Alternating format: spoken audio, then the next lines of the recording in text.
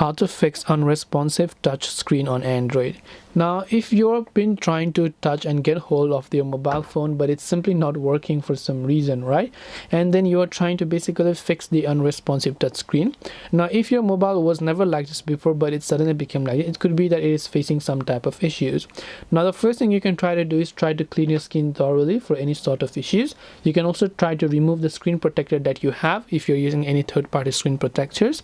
But what you can also do is you can try to force restart your device. So depending upon which phone you're using, you might want to long press and hold the power button or volume button depending upon the model of Android you're using and which brand phone you're using.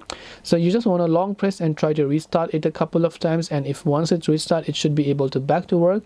The reason it could be actually stuck and unresponsive could be many reasons, and that could be due to the lack of storage or other issues that you might be having.